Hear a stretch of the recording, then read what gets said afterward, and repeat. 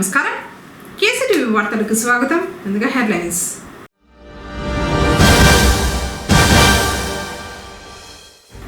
Revenue మండల శాఖ అధికారుల వైఖరిని ఖండించిన కూటమి నేతలు.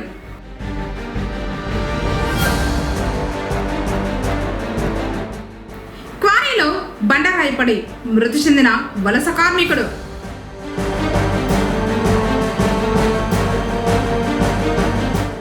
ఉత్తమ ఫలితాలు సాధించిన యాదవ్ విద్యార్థులు అభినందించిన ఎస్ సంఘం.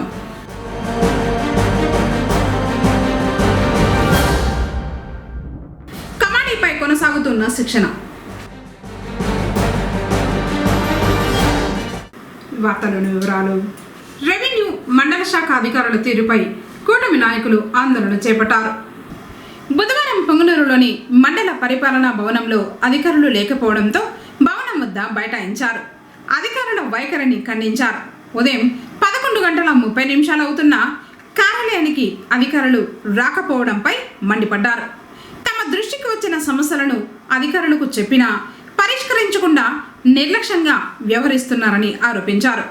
ప్రజలకు అందుబాటులో ఉంటూ జవాబుదారీతనంతో పనిచేయాల్సిన అధికారులే ఇలా ఉంటే ఎలా అని ప్రశ్నించారు.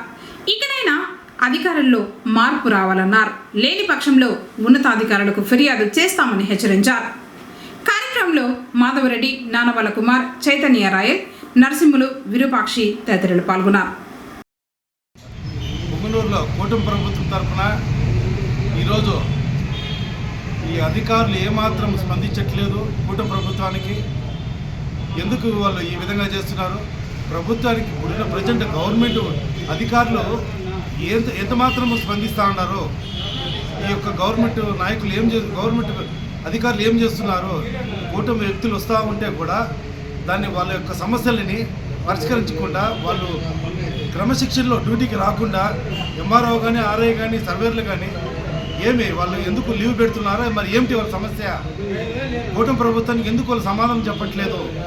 కూటమి ప్రభుత్వం ఏం చేస్తూ ఉంది? అంచెలంచెలుగా అభివృద్ధి అవుతుందని ఇంకేమైనా వేరే ప్రతిపక్ష పార్టీలు ఏమైనా చెప్పినారా? ఎందుకు ఈ విధంగా చేస్తున్నారు? ఎందుకు మీరు రైతులను కానీ ఇక్కడ వచ్చిన సమస్యలను కానీ ఎందుకు మీరు సమస్యలు పరిష్కరించట్లేదు? వెంటనే మీరు వచ్చి ఈ కూటమి ప్రభుత్వానికి సమాధానం చెప్పి ఇక్కడున్న పరిష్కారాన్ని నెరవేరుస్తారని మేము మీకు హెచ్చరిస్తున్నాము. దాదాపుగా గవర్నమెంట్ వచ్చి 23 నెలలు అవుతా ఉంది. ఈ రోజుకి కూటమి ప్రభుత్వం బయట చెప్పుకుంటే అవమానం అని చెప్పేసి ఆఫీసుల చుట్టూ తిరుగుతూనే ఉన్నాం. మమ్మల్ని నమ్ముకున్న వాళ్ళు మా ఆయన కంటే తిరుగుతూ ఉన్నారు. ఏ ఒక పని చేయలేకపోతా ఉన్నాము. దయచేసి ఈ ఆఫీసర్లు ఇప్పటికన్నా కొంచెం బుద్ధి తెచ్చుకొని ఏదన్నా వచ్చిన వాళ్ళకి ఎన్నిసార్లైనా తిరిగి వాళ్ళే కాళ్ళు అలసిపోతూ ఉన్నారు. కనీసం మాకు కూర్చోడానికి రూమ్ లేదు ఇక్కడ. ఎండిఓ అడిగితే నా రూమ్లో కూర్చొని అంటాడు, మేము ఇట్లా లేవస్తుంటే రూమ్ బేగం వేసుకొని పోతారు. మాకేదో రూమ్ ఇచ్చిండ్రి, ఆ రూమ్లో కూడా కూర్చొనికుండా సీఈఓ గారి నుండి మాకు ప్రాబ్లము, కలెక్టర్ గారి నుండి ప్రాబ్లం అని చెప్పేసి కూటమి వాళ్ళని పొంగనూరులో ఎంత అధ్వానంగా చూస్తూ ఉన్నారంటే అంత అధ్వానంగా చూస్తూ ఉన్నారు. డిపార్ట్మెంట్ వాళ్ళు ఒక ఎంఆర్ఓ డిపార్ట్మెంట్ కానీ, ఎండిఓ డిపార్ట్మెంట్ కానీ ఫోన్ చేస్తే ఫోన్ అందుబాటులో ఉండరు. ఆయన ఎండిఓ వచ్చినా నెల్లూరు నుండి వచ్చినాక 3 రోజులకు ఒకసారి నెల్లూరుకి వెళ్ళిపోతాడు, అందుబాటులో ఉండరు. ఏ ఊర్లో చూసినా వాటర్ సమస్య ఉంది, డ్రైనేజ్ సమస్య ఉంది. కాలువలలో అయితే ప్రతి ఒక్క పంచాయతీలోనే ఈరోజు డ్రైనేజ్ వ్యవస్థ చాలా అధ్వానంగా ఉంది. వీటినంతా ఎవరికి చెప్పాలో ఏమనేది అర్థం కాకుండా మేము తనకలాడి వస్తూ ఉన్నాం. ఇక్కడ ఇప్పుడు ఎండిఓ అందుబాటులో ఉండడు, ఎంఆర్ఓ అప్పుడప్పుడు అందుబాటులో ఉంటాడు. ఆ విఆర్ఓ చెప్పినట్టు ఒకరు చేయలేదంట, ఆర్ఐ అందుబాటులో ఉండరు, సర్వేయర్ అందుబాటులో ఉండడు. ఎప్పుడు వచ్చినా ఇవాళ మెట్ల మీద కూర్చోవాలా చూసి మేము మధ్యాహ్నం వరకు చూస్తాము. మధ్యాహ్నం నుంచి మేము ఎక్కడో అక్కడ వెళ్ళిపోతా ఉన్నాము. ఈ ప్రకారంగా ఉంది. దీన్ని హైకమాండ్ చేరవేస్తే ఇప్పుడు రూలింగ్లో ఉన్నాము, మేమేమన్నా ధర్నాలు స్ట్రైక్లో చేస్తే అవమానం అని చెప్పేసి ఇబ్బందులు పడుతూ ఉంటే ఆఫీసర్లు కనీసం పట్టించుకోవడం లేదు. ఎండిఓకి చెప్పినాం రూమ్ అన్నా ఏదైనా అలాట్ చేస్తే మేము వచ్చిన వాళ్ళు ఏదో సమాలించుకుని కూర్చుంటామంటే ఆ ఎండిఓ గారు రూమ్ ఇచ్చేదానికి నాకు పెద్ద ప్రాబ్లం ఉంది, రూమ్ ఇస్తే నన్ను డిస్మిస్ చేస్తారంట అని చెప్పేసి ఆయన ఉన్నాడు. మాకు ఇదే పరిస్థితి, రోడ్లో కూర్చోవాలా లేదంటే మెట్ల మీద కూర్చోవాలా? ఇది అందరూ ప్రజలు కూడా గమనించాలని కోరుకుంటూ అందరికీ మరొకసారి ధన్యవాదాలు. పొంగనూరు పోలీసు శాఖ తరఫున సిఐ సుబ్బరాయుడు ప్రజలకు విజ్ఞప్తి చేశారు. మహిళలు మరియు చిన్నారులపై జరుగుతున్న నేరాలను అరికట్టడం మనందరి బాధ్యత అని గుర్తు చేశారు. ఈ క్రమంలోనే పోలీసు శాఖ తరఫున ఒక వాయిస్ను విడుదల చేశారు. నమస్కారం పొంగనూరు మండల ప్రజలకు. పొంగనూరు పోలీస్ స్టేషన్ తరఫున ఒక ముఖ్యమైన విజ్ఞప్తి. మహిళలు మరియు చిన్నారులపై జరుగుతున్న నేరాలను అరికట్టడం మనందరి బాధ్యత. మీ గ్రామంలో లేదా పరిసర ప్రాంతాల్లో మహిళలపై వేధింపులు, గృహహింస, బాల్య వివాహాలు, చిన్నారులపై అన్యాయం లేదా అనుమానాస్పద సంఘటనలు గమనించిన వెంటనే పోలీసులకు సమాచారం ఇవ్వండి. మీరిచ్చే సమాచారం పూర్తిగా గోప్యంగా ఉంచబడుతుంది. మీ ఒక్క సమాచారం ఒక మహిళ జీవితాన్ని, ఒక చిన్నారి భవిష్యత్తును రక్షించగలదు. అత్యవసర పరిస్థితుల్లో వెంటనే 100 లేదా 112 నంబర్లకు కాల్ చేయండి. అలాగే పుంగలూరు పోలీస్ స్టేషన్ సంప్రదించండి. మహిళలు మరియు పిల్లల భద్రత కోసం పోలీసులతో కలిసి సహకరించండి. పుంగనూరు పోలీసులు, ప్రజల రక్షణే మా ప్రధాన బాధ్యత. ధన్యవాదాలు. పుంగనూరు పట్టణం బిఎంఎస్ క్లబ్ ఆవరణంలో చేపట్టిన కబడ్డీ శిక్షణ పోటీలు కొనసాగుతూ ఉన్నాయి. విశ్రాంత కబడ్డీ మాస్టర్లు విద్యార్థులకు శిక్షణ ఇస్తున్నారు. వీరికి మెరుగైన శిక్షణ ఇచ్చి రాష్ట్ర మరియు దేశ స్థాయిలో జరిగే పోటీలకు పంపనున్నట్లు చెప్పారు. రమేష్ సార్ గారిని కూడా వేదికను అలంకరించవలసిందిగా కోరుచున్నాము.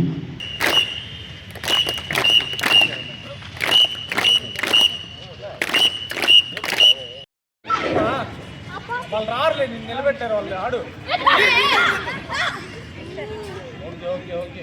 Good good okay okay Rama okay అప్పుడు నా నేరు మీద చేయి పెట్టేసి వస్తాం. అబ్బాకి ఎక్కువ దిగతారు టచ్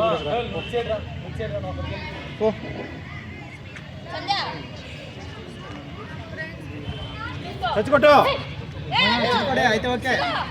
ఓయ్ ముందర కాడు ఆడాడు ముందర టచ్ కొట్టు. ఇప్పుడు టచ్ కొట్టు మళ్ళీ ఆడే టచ్ కొట్టు.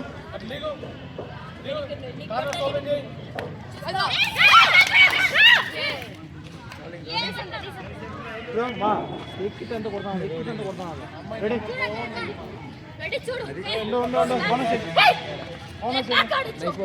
చెప్తా అమ్మాయికి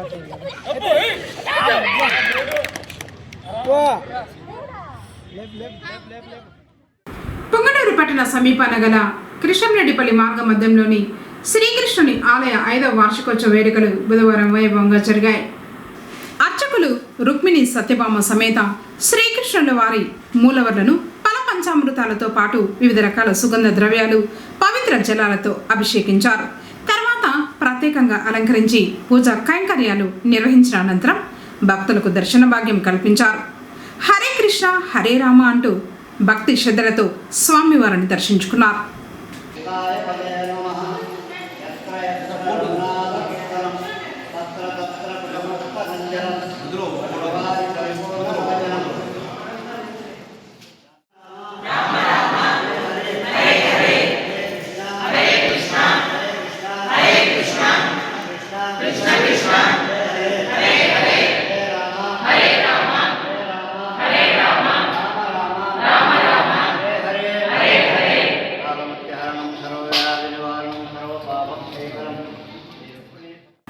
ఆంధ్రప్రదేశ్ రాష్ట్రాన్ని 100% అక్షరాస్యత కలిగిన రాష్ట్రంగా తీర్చిదిద్దే లక్ష్యంతో విద్యాశాఖ ప్రతిష్టాత్మకంగా అక్షరాంధ్ర కార్యక్రమాన్ని నిర్వహిస్తున్నట్లు రాష్ట్ర వయోజన విద్యా సంచాలకులు రంజిత్ భాష తెలిపారు.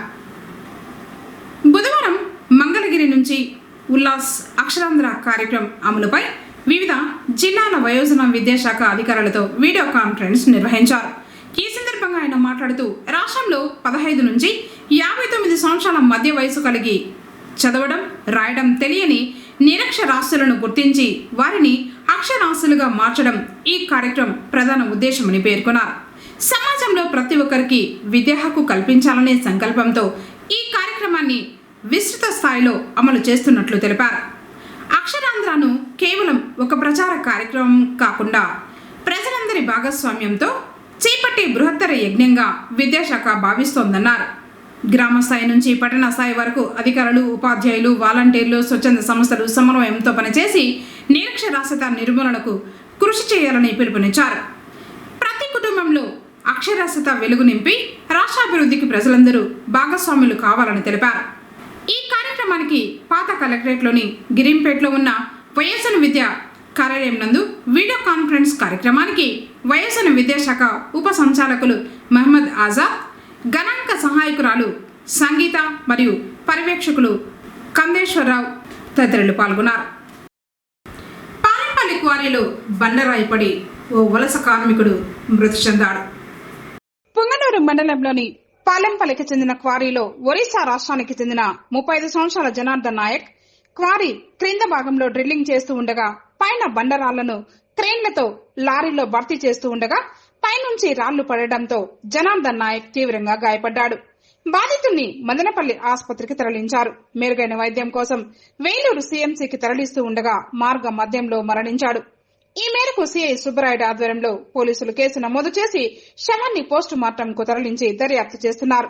కాగా క్వారీ యాజమాన్యం సరైన భద్రతా చర్యలు తీసుకోకపోవడం, కార్మికులకు ఇన్సూరెన్స్ లేకపోవడంపై బాధిత కుటుంబం ఆగ్రహం వ్యక్తం చేశారు.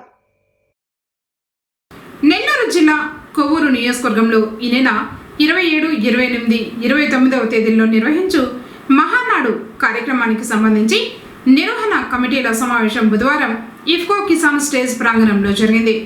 పార్టీ నేతలు కార్యక్రమాల నిర్వహణపై చర్చించి తగు నిర్ణయాలు తీసుకుని దిశానిర్దేశం చేశారు. కమిటీ సమావేశంలో పుంగనూరు నుండి పార్టీ నాయకులు మధుసూదన్ రాయల్, నాగరాజాచారి, రాఘవ రాయల్, శివశంకర్, ముబారక్ తదితరులు పాల్గొన్నారు.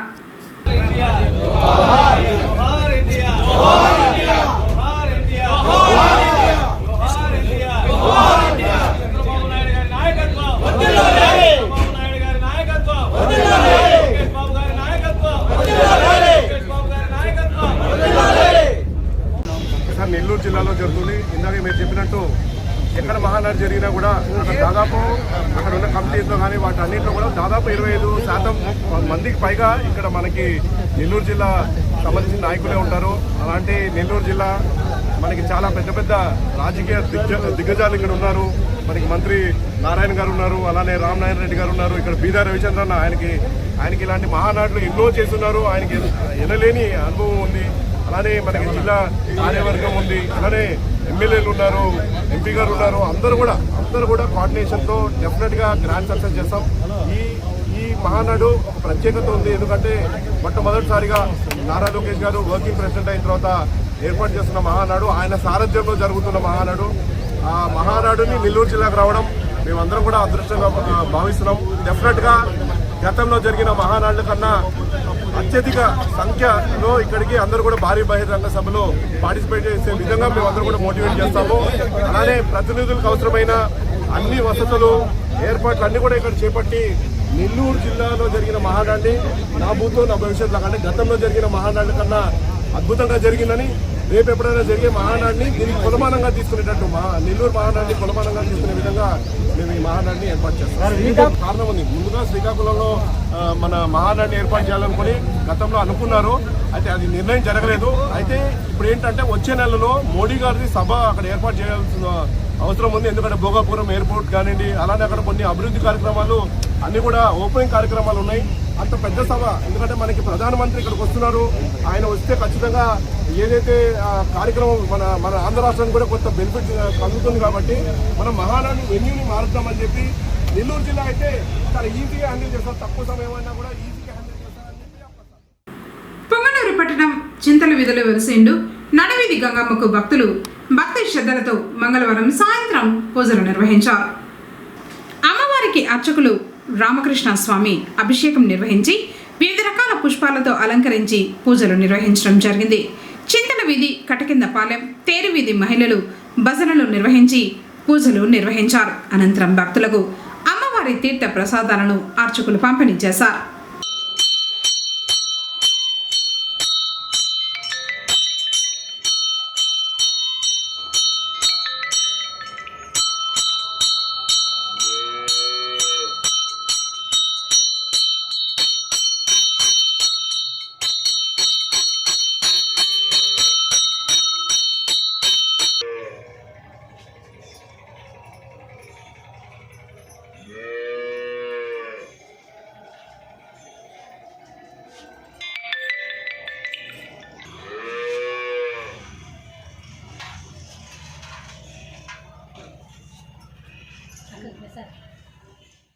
విద్యార్థులు పట్టుదలతో సాధన చేస్తూ బాధ్యత గల పౌరులుగా ఎదగాలని వ్యవసాయ మార్కెట్ కమిటీ చైర్మన్ సమీపతి యాదవ్ పేర్కొన్నారు.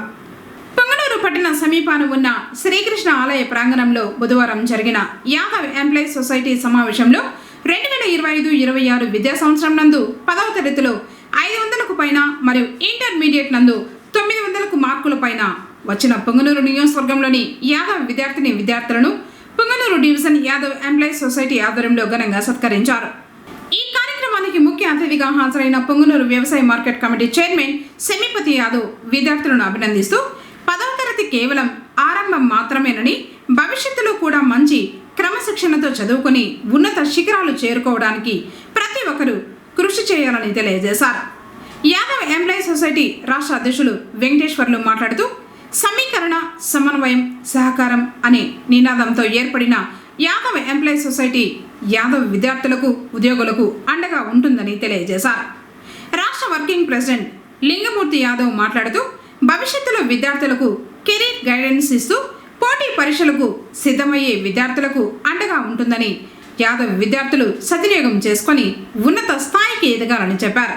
కార్యక్రమంలో యాదవ్ ఎంప్లాయీ సొసైటీ రాష్ట్ర నాయకులు రమేష్ యాదవ్, రామాంజనేయులు యాదవ్, మోహన్, ఉమాపతి, హరిబాబు యాదవ్, కృష్ణమూర్తి, వెంకటేశ్వరరెడ్డి యాదవ్, వెంకట్ యాదవ్, నారాయణ, ఎర్రప్ప, రెడ్డెపరెడ్డి, గౌరమ్మ, రామకృష్ణ, గంగరాజు, మునిరాజా, వెంకటప్ప, వెంకటరెడ్డి, వెంకటప్రసాద్, రెడ్డప్ప, శ్రీరాములు, లక్ష్మీపతి, చిన్నరెడ్డప్ప, మునెప్ప, గంగులమ్మ, వసంత, స్వప్న, శిల్ప, సునీత మరియు అధిక సంఖ్యలో విద్యార్థులు మరియు తల్లిదండ్రులు పాల్గొన్నారు. మనిషికి ఏ రంగంలో అయినా కానీ ఇప్పుడున్న పరిస్థితుల్లో చెప్పినటువంటి పోటీ ప్రపంచంలో ముందరకు పోవాలంటే చదివే ముఖ్యమైన ఆధారమా అనేసి దాన్ని చూసుకునే మనము వ్యవసాయం కానీ లేదు ఒక ఎంప్లాయ్గా కానీ లేదు పొలిటీషియన్గా కానీ దేంట్లో కానీ మనము ముందరికి రాబోయే రోజు రాణించాలంటే చదివే ఒక ముఖ్య ఆయుధము. ఆ చదువులో ఉన్నటువంటి చదువున్నటువంటి విద్యార్థులకు దాంట్లో ఒక పొజిషన్లో ఉన్నటువంటి మన పెద్దలు ఇక్కడ ఉన్నటువంటి ఉపాధ్యాయులు కానీ మిగతా డిపార్ట్మెంట్లో ఉద్యోగస్తులు అందరూ కూడా ఎందుకు ఈ విధంగా మన యాదవ కులంలో ఉన్నటువంటి విద్యార్థులకు మోటివేషన్ చేస్తున్నారంటే చదువు ఉంటే దానికి వాల్యూ, దానికి ఉన్న మర్యాద, దానికి ఉన్న ఉన్నతమైన శిఖరం అనేది ఉంటుందనేసి మీకు అనేక రకాల మోటివేషన్ చేసి మన బిడ్డలు మన యాదవ జాతిలో ఉన్నటువంటి ఉన్నత విద్యార్థులు ఉన్నత స్థానాలకు పోతే మీ తల్లిదండ్రులకే కాకుండా మన కులానికి కూడా మంచి పేరు వస్తుంది అనే తపనతో మన పెద్దలందరూ అనేక రకాలుగా సలహాలు, సూచనలు ఇచ్చినారు. కాబట్టి మన విద్యార్థులు అందరూ కూడా అదే విధంగా మీరు పెద్దలు చెప్పినటువంటి మాటలు వింటూ మనది, మన ఊరికి, మన కుటుంబానికి, మన జాతికి మంచి పేరు తెస్తారని మీరందరినీ మరొకసారి అభినందిస్తూ, ఎవరమైతే మేము ఇక్కడ ఉన్నవారమంతా కూడా మీ స్థాయి నుంచి దాటుకొని ఇక్కడికి వచ్చినవాడు. ఆనాడు మా తల్లిదండ్రులు కావచ్చు, మా పెద్దలు కావచ్చు, పూర్తి స్థాయిలో చైతన్య కారణం పరిస్థితి. మరి మాకు ముందున్న వారు మాకు చైతన్యాన్ని ఇవ్వడం, యాదవ అభ్యుదయం కోసం మాకు తెలియచేయడం వలన మా రాబోయే తరాలలో నుంచి వచ్చేటువంటి విద్యార్థులు, పిల్లలు భవిష్యత్తు బాగుండాలి, వారికి తగిన ప్రోత్సాహం ఇవ్వాలి, సూచనలు, సలహాలు, సహకారం అందించాలి. ఈ ఉద్దేశంతోనే యాదవ ఎంప్లాయీస్ సొసైటీ అనేది 2014 సంవత్సరం నుండి నెల్లూరు జిల్లాలో మొదలై ఈరోజు రాష్ట్రంలో మొత్తం ఎన్ని జిల్లాలు తెలుసుకున్న 26 జిల్లాలు ఉన్నాయి. అయితే 20 జిల్లాలలో యాదవ ఎంప్లాయీస్ సొసైటీ శాఖలు జిల్లా స్థాయిలో, నియోజకవర్గ స్థాయిలో, మండల స్థాయిలో పనిచేస్తూ ఉంటాయి. ఇందులో అన్ని రకాల డిపార్ట్మెంట్లు, ఉద్యోగులు, ఉపాధ్యాయులు, అధికారులు అందరూ కూడా భాగస్వామ్యులై పనిచేస్తూ ఉంటారు. మరి ఈ ఎస్కు ఒక లక్ష్యం ఉంది, మీరు గుర్తుపెట్టుకోవాలి. ఎక్కడ సిగ్గుపడాల్సిన అవసరం లేదు. మేము యాదవ్ అని చెప్పుకోవడానికి గర్వించాలి. మనం ఆసేపు హిమాచలం, మనము కాశ్మీర్ నుండి ఇక్కడ కన్యాకుమారి వరకు వ్యాపించి ఉన్న జాతి ఒక్కటే, అదే యాదవ జాతి. మరి పరిపాలన ఇక్కడ మనము పాలకులం. మరి ప్రస్తుతం అప్రస్తుతం పాలికులంగా ఉంటున్నాం. మరి మనం పాలకులుగా ఎప్పుడు అవుతాం? అప్పుడు రాజులు, ఇప్పుడు బ్యూరోక్రాట్స్గా కావాలి, మన గ్రూప్ అధికారులు కావాలి. వీటి ఎత్తుతో మనం ప్రియమైన విద్యార్థులారా, విద్యార్థి యొక్క జీవితంలో 10వ తరగతిలో అత్యుత్తమ ఫలితాలు సాధించమన్నది ఖచ్చితంగా మొదటి వెట్టు ఒక అద్భుత విజయంగానే భావించాలి. మరి ఆ అద్భుత విజయంతోనే మనం ఆగిపోదామా, లేకపోతే ఇంకా ప్రపంచంలో ఇంకా దూసుకుపోవాలా, లేకపోతే మన యొక్క గమ్యం ఎంత దూరం ఉంది అని మనమంతా కూడా తెలుసుకోవాలంటే ఖచ్చితంగా ఇలాంటి సమావేశాల్లో మన యాదవ యొక్క ప్రముఖులు, అనుభవజ్ఞులు మరియు విఘ్నుల యొక్క సహాయ సలహాలు స్వీకరించాల్సినటువంటి సందర్భం ఖచ్చితంగా ఉంటుంది. వాటిని గుర్తుపెట్టుకోండి విద్యార్థులారా. మరి ఇవాళ 10వ తరగతిలో మీరు మంచి మార్కులు సాధించారంటే ఖచ్చితంగా దాని వెనక మీ యొక్క క్రమశిక్షణ కానీ, అకుంఠిత శ్రమ మరియు దీక్షలు ఉంటాయి. మరి వాటికి తోడుగా మీ తల్లిదండ్రుల యొక్క ఆశీస్సులతో పాటు ఉపాధ్యాయుల యొక్క మార్గదర్శకత్వం అనేది ఖచ్చితంగా ఉండే ఉంటుంది. మరి 10వ తరగతి సాధించిన మాత్రాన మరి మనం ప్రతిభావంతులమా, లేకపోతే సమాజంలో అందరికంటే గొప్పవారమా అంటే కాదు. కేవలం అది ప్రాథమికంగా ఒక ప్రతిభకు ఒక గుర్తింపు మాత్రమే. మరి మనం సమాజంలో గుర్తింపు పొందాలంటే ఒక అత్యుత్తమ వ్యక్తిత్వాన్ని, మరి సమాజం పట్ల మనం వ్యవహరించే తీరుని, ఇవన్నీ కూడా రేపటి యొక్క భవిష్యత్తులో మరి మనం ఏంటి అనేది నిరూపించబడతాయి. మరి అలాంటి సందర్భంలో మనం ఎలా ఉన్నాడో గుర్తుపెట్టుకోండి.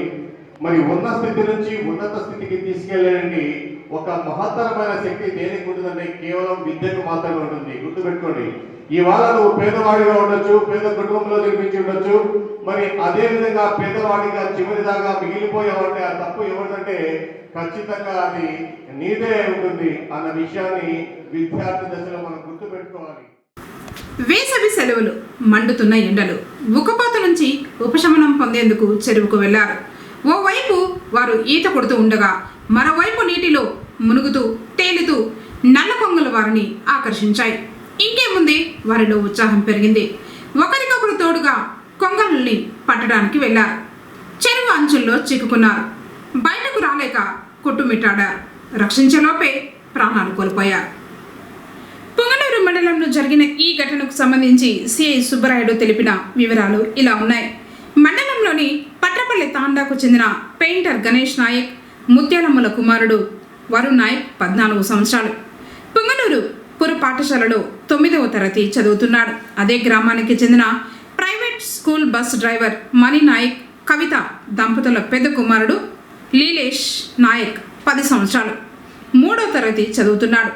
సెలవులు కావడంతో ఇద్దరు గ్రామ సమీపంలోని చెరువుకు వెళ్ళారు. అందులో నల్ల కొంగల పిల్లల్ని పట్టుకునేందుకు దిగారు.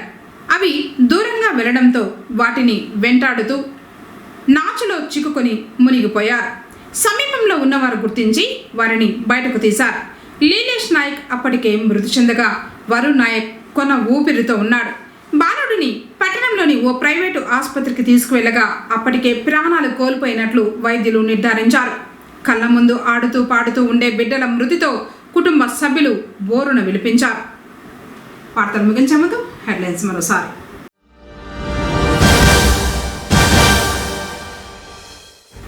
రెవెన్యూ మండల శాఖ అధికారుల వైఖరిని ఖండించిన కూటమి నేతలు.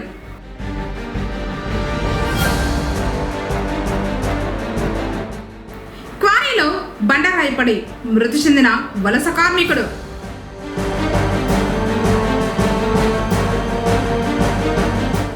ఉత్తమ ఫలితాలు సాధించిన యాదవ్ విద్యార్థులు అభినందించిన ఎస్ సంఘం.